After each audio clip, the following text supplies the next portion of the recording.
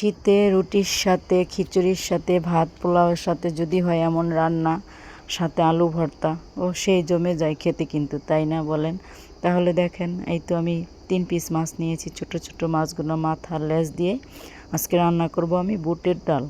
মুড়িঘণ্ট বলবো না এটাকে, সাথে আমি আলু দিব। তাই তো চলে আসলাম রান্নাঘরে। কড়াইতে তেল দিয়ে পেঁয়াজ কাঁচামরিচ দিয়ে একটু ভেজে নেব। এই তো একটু নেড়ে চেড়ে সুন্দর করে ভেজে নিচ্ছি এটা রান্না করার জন্য। ডালটা কিন্তু আমি আগে সিদ্ধ করে নিয়েছি। দিয়ে দিলাম আলু। সেই আলুগুলোও একটু ভেজে নিব আমি। এখানে আলু ভাজা হয়ে গেছে। দিয়ে দিলাম হলুদের গুঁড়ি, মরিচের গুঁড়ি, ধনিয়ার গুঁড়ি, জিরার গুঁড়ি, রসুন বাটার, স্বাদ মতো লবণ। এখন এইগুলা দিয়ে আমি সুন্দর করে কষিয়ে নিব। কষানো হয়ে গেলে তারপরে যা দেওয়ার দিব।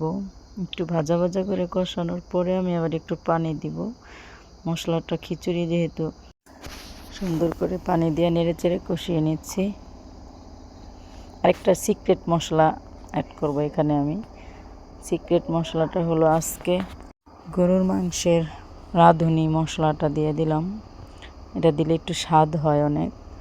এই তো দেখেন, সুন্দর করে আমি মিক্স করে দিলাম। নেড়ে চেড়ে এখন ফুটে উঠছে। দিয়ে দিলাম আমার ঘরে সিদ্ধ করা বুটের ডাল থাকে অনেক সময়, সেই ডাল বের করে রাখছি, ডাল দিয়ে দিলাম।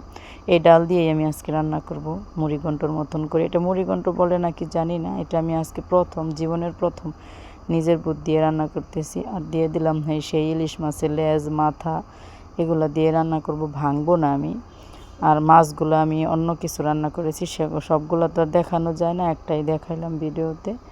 মাঝখানের মাছের অংশগুলো আমি সুন্দর করে আরেকটা রেসিপি করছি। আর দিয়ে দিলাম।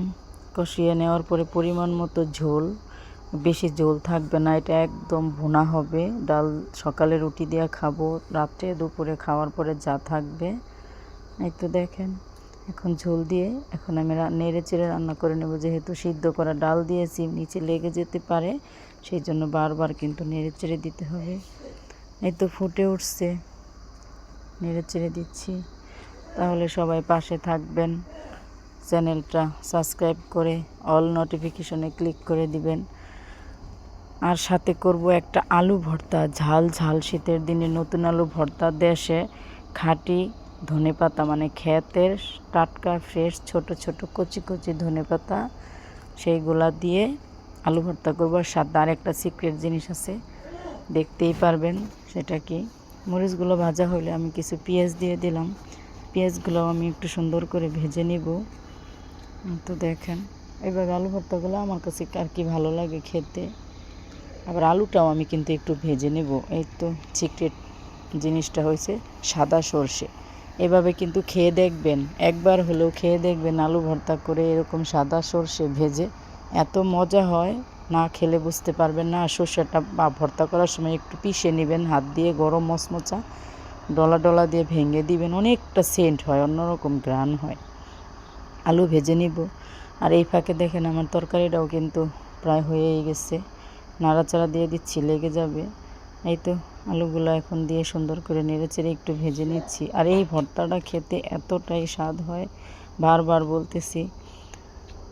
এই তো আমার তরকারিটা ওখানে হয়ে গেছে। কিছু ধনেপাতা দিব। ইলিশ মাছে সচরাচর আমি ধনেপাতা দিই না, আজকে দিতে ইচ্ছা করতেছে তাই দিলাম। এই তো এখন নামিয়ে নিয়েছি। আমার ডালটা কেমন হয়েছে কমেন্টে বলতে ভুলবেন না। আর গরম গরম রুটি, পরোটা, খিচুড়ি, ভাত, পোলাও সব কিছুর সাথেই কিন্তু এই খাবারটা খুবই ভালো লাগবে আমার মনে হয়। আমি আজকে খিচুড়িও রান্না করছি, ইলিশ মাছ ভাজছি, কারণটা দেখাতে পারলাম না, সেই জন্য বললাম। এগুলো খাওয়ার জন্যই খিচুড়ি রান্না করছি। আর এই তো ঝাল ঝাল লাল লাল করে সেই সিক্রেট সরিষা দিয়ে আলু ভর্তা।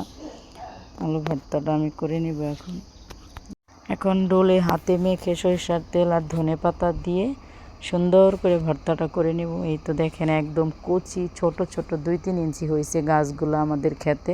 সেই ধনেপাতা আমি প্রতিদিনই উঠে আইনে এক একটা খাই, রান্না করি। বড় হয় নাই, তারপরেও। কথা বলতে বলতে রান্নাটা শেষ হয়ে গেল। তাহলে সবাই পাশে থাকবেন, চ্যানেলটা সাবস্ক্রাইব করে অল নোটিফিকেশনে ক্লিক করে দিবেন। আমার মতো গরিবের রান্না আপনাদের জন্য আমি একটু হলেও খাইতে পারি, আমার খুব ভালো লাগে আমার রান্না সবাই দেখলে। তাহলে কিন্তু সবাই ভালো থাকবেন। যদি ভালো লাগে এরকম করে খেতে, অবশ্যই রান্না করে আপনারা খেয়ে দেখবেন। আল্লাহ হাফেজ। আসসালামু আলাইকুম।